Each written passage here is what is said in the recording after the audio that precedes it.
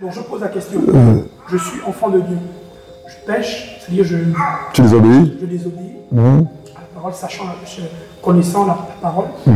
J'attriste mon Père, donc je sors un temps soit peu de sa présence. Qu'est-ce qui se passe? Dieu ne laisse pas le diable me tuer, ou bien il laisse d'abord le diable ou mon péché me châtier correctement avant de revenir. D'accord. Qu'est-ce qui se passe? Déjà, ce qu'il faut comprendre, c'est que notre Dieu est amour. C'est ce qu'il faut comprendre. Amen. Il est amour. Et c'est vraiment ça, en fait. Il est amour. Et loin de moi de te pousser à pécher. Par rapport à ce que je dis maintenant. Dieu est amour et il sait de quoi on est fait. Alléluia. C'est ça, non? Fait de chair. Et il y a un verset que j'aimais dire. C'est lequel? La chair est faible. Le danger avec vous qui est c'est que vous arrêtez toujours là. Vous ne continuez jamais, en fait. La chair est... C'est quoi la suite? L'esprit est bien disposé. Donc le Saint-Esprit est là pour nous aider à avoir le dessus sur le désir de la chair, en fait. Donc, Dieu est amour. Il sait de quoi on est fait. Et c'est la raison pour laquelle il nous a donné son esprit. Maintenant, avant, parce que c'est que tu es en train de dire là, c'est carrément l'égarement maintenant. Avant d'arriver à l'égarement, il y a plusieurs choses qui se passent entre temps. Dieu ne nous laisse pas subitement. Alléluia. Il ne nous abandonne pas subitement. Ce n'est pas à peine tu as péché, à peine tu as désobéi, et puis Dieu dit, bon, moi je te laisse ma vie. Voilà, laisse ta vie. Non. C'est pas pour ça qu'il travaille. C'est pas pour ça qu'il fait en fait. C'est-à-dire qu'il prend tout son temps pour nous interpeller. Il prend tout son temps pour nous réveiller, pour nous pousser à réaliser que ce que l'on fait n'est pas bien. Il prend tout son temps. Et je vous assure que ce processus-là est long. Et c'est lorsqu'on a épuisé ce processus-là que là, maintenant, Dieu nous lâche, en fait. Il nous laisse tomber. Parce qu'on s'est entêté, on s'est obstiné. Et il y a trois choses qui se passent avant que Dieu nous lâche, en fait. On va aller dans Ephésiens chapitre 4. Allons-y. Ephésiens 4, le verset 30.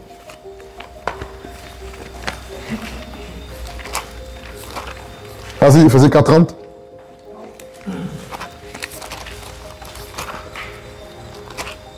Ephésiens chapitre 4, verset 30, sur la page. Ephésiens chapitre 4, verset 30. N'attristez pas le Saint-Esprit de Dieu, par lequel vous avez été scellés pour le jour de la rédemption. Amen. Relis s'il te plaît. Ephésiens 4, 30. N'attristez pas le Saint-Esprit de Dieu, par lequel vous avez été scellés pour le jour de la rédemption. Amen. Elle veut dire, n'attristez pas le Saint-Esprit de Dieu.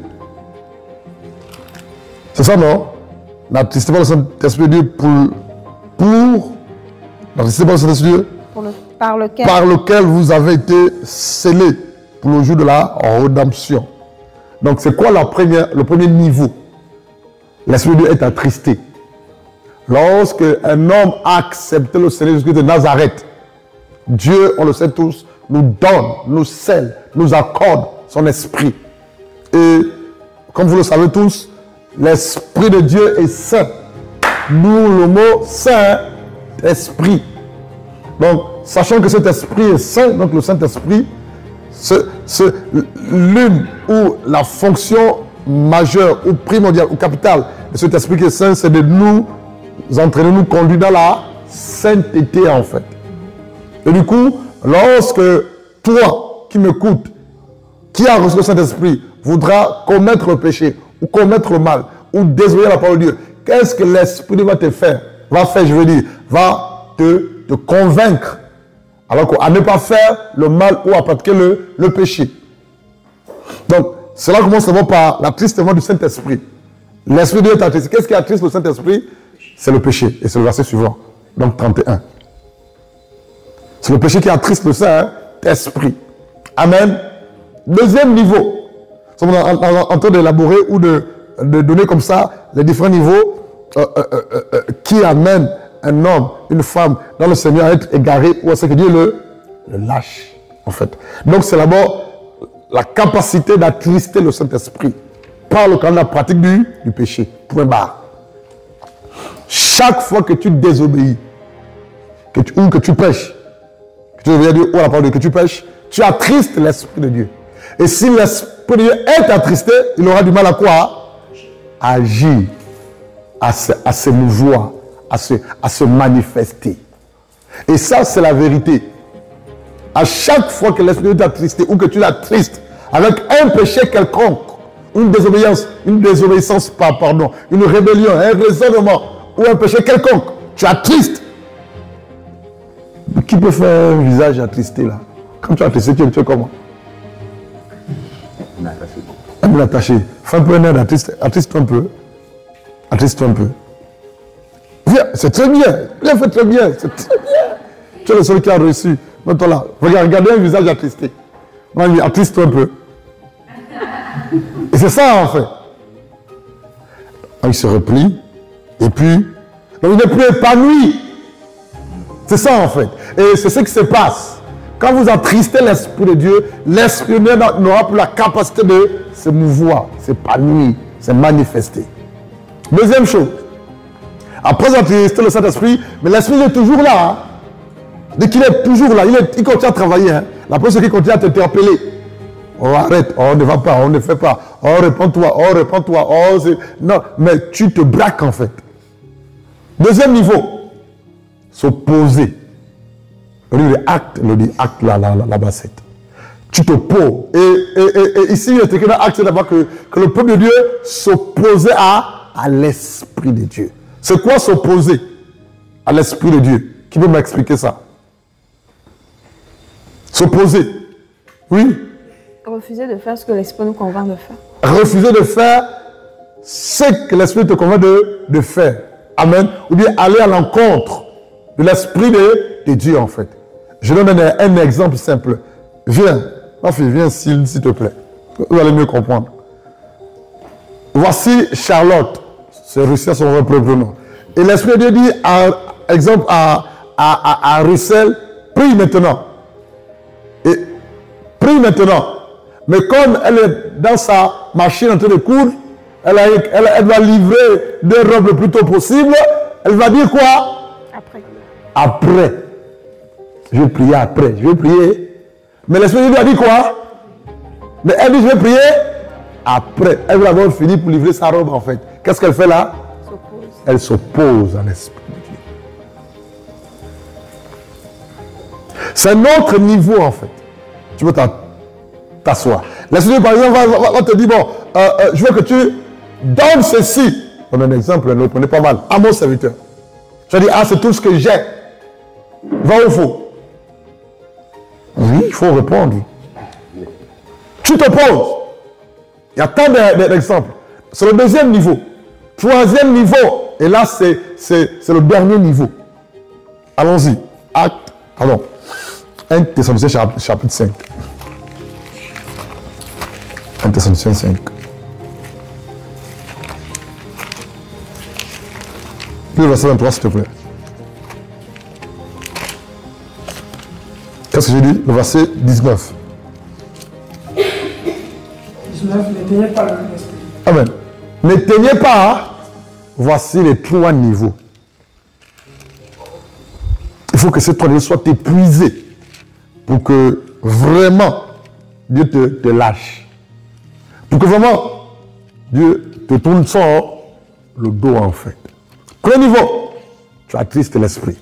Par le cas de la pratique du péché. Deuxième niveau, tu t'opposes au Saint-Esprit.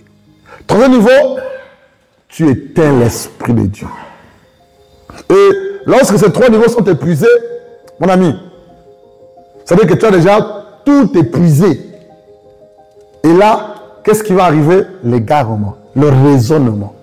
Tu vas commencer à te justifier, à justifier ton péché, à justifier l'injustifiable. Tu vas commencer à justifier tes choix, tes décisions, ton comportement. Lorsque tu arrives à ce 3e niveau-là, lorsque l'esprit t'éteint,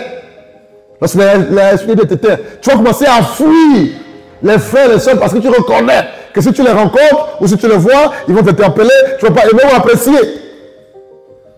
Ton téléphone. Qu'est-ce que tu vas faire de ton téléphone? Tu vas commencer à ne plus regarder les statuts les uns des autres. Parce que tu ne veux pas. Parce que tu vas penser que c'est comme si son statut, c'est pour toi. Et tu as encore l'impression que tous les statuts que tu vas lire les uns des autres, ça toi que là, hein, ça va t'énerver. Même si ce n'est pas pour toi, tu vas penser que c'est pour toi.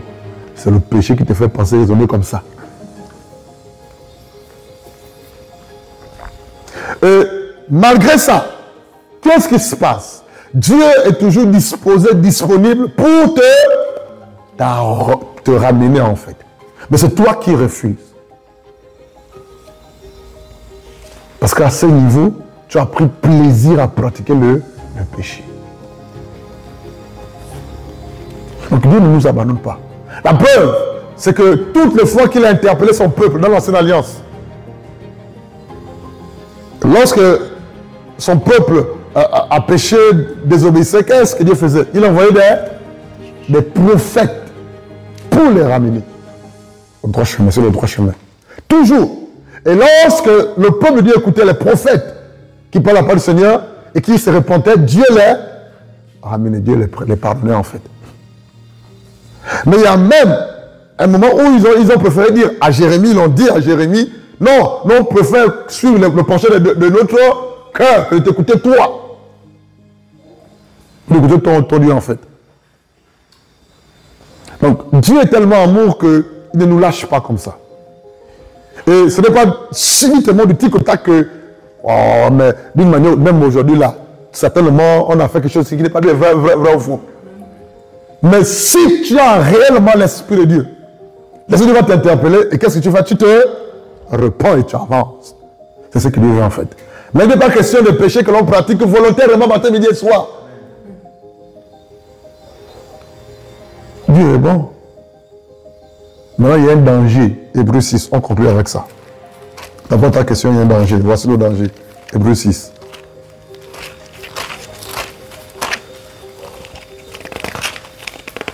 Nous, c'était pour le verset 7. Verset 6. 6, 7. 6, s'il te plaît. En descendant. Hébreux 6, 6. En descendant. Et qui en... J'ai pas mieux 4. Comment ça va? Hébreux 6, 4.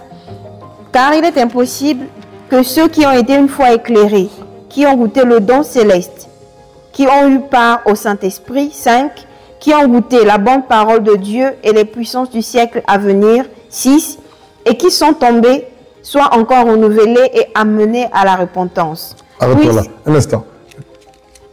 Je viens de me rappeler quelque chose. Enfin, je veux vous le partager. Vous remarquerez que, vous savez comment est-ce que je sais que telle personne avec qui on priait, on travaillait ensemble pour le Seigneur. C'est quoi l'expression? Je vais dire un mot clair et simple en fait. Ne partage plus les mêmes choses avec nous. Je vais utiliser un mot plus difficile, mais je peux utiliser celui-là. Ne partage plus la même vision, bien les mêmes choses avec nous. Vous savez comment je le sais? Vous savez comment je le sais? La personne était régulière sur le statut, mais des enseignements de l'arche. Les enseignements de l'arche. Enseignements de l'arche. Et puis tout d'un moment, pouf, une semaine passe, 2 semaines passent, il n'y a plus. Tu vois autre chose. C'est un signal fort. Et mieux réfléchir pourquoi.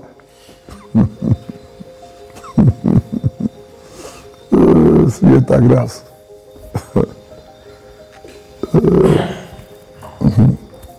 Il dit dans Hébreux 6, 4, car il est impossible que ceux qui ont été une fois éclairés, qui ont goûté le don céleste, qui ont eu part au Saint-Esprit.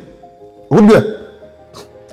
Car il est impossible que, c'est pas moi qui écris l'épître là, car il est impossible que ceux qui ont été une fois éclairés, la place d'éclairer, mais illuminés. Voilà quoi. Et ensuite il dit, qui ont goûté le don céleste. C'est quoi le don céleste? Jésus-Christ de Nazareth. C'est le don céleste. On n'a pas dit les dons. Le don céleste. Et ensuite, il dit, qui ont eu part au Saint-Esprit. Donc, c'est des personnes qui, pendant leur foi ou leur marche chrétienne, ont expérimenté vu de grandes choses avec le Seigneur dans le Seigneur. Il dit par la suite, c'est le verset 5, qui ont goûté la bonne parole, la Bible ne dit pas la bonne nouvelle, la bonne parole de Dieu et les puissances du siècle à venir. Les puissances du siècle à venir. Écoutez la suite, verset 6. Et qui sont tombés, soit encore renouvelés et amenés à la repentance. Puisqu'ils crucifient pour leur part le Fils de Dieu et l'exposent à l'ignominie. En fait, l'auteur de cette épître, il faut comprendre que c'est presque impossible ou impossible pour cet homme, cette femme qui a goûté à des grandes choses, qui a vu la gloire de Dieu, et qui est tombé dans le péché, la pratique du péché volontaire.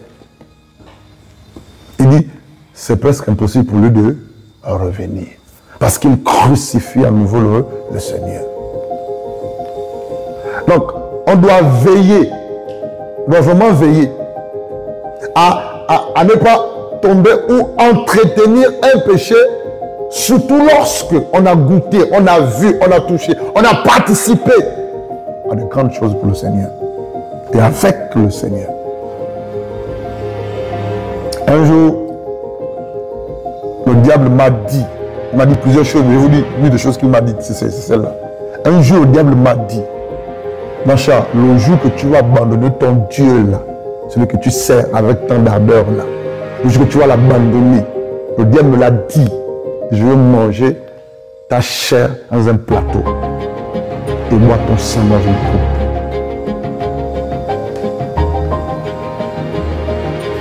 Alors pourquoi je n'ai pas de choix que de foncer. Je n'ai pas de choix. Et de l'autre côté, Dieu m'a dit, Blanchard, le jour que tu vas déshonorer ton épouse pour épouser quelqu'un d'autre, tu seras malheureux toute ta vie. Donc vous voyez que servir Dieu là, mon ami, être devant là, conduire là, c'est bien, mais il y a danger devant. Il y a danger devant. En fait, ce n'est pas une affaire de buzz.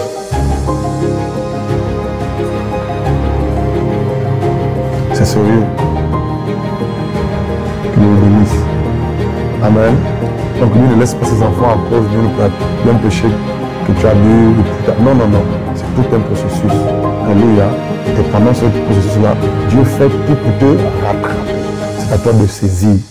Maintenant, s'il se rend compte que tu as besoin de saisir, qu'est-ce qu'il fait? Il te laisse. Et là, ce n'est pas Dieu, c'est toi-même. Amen.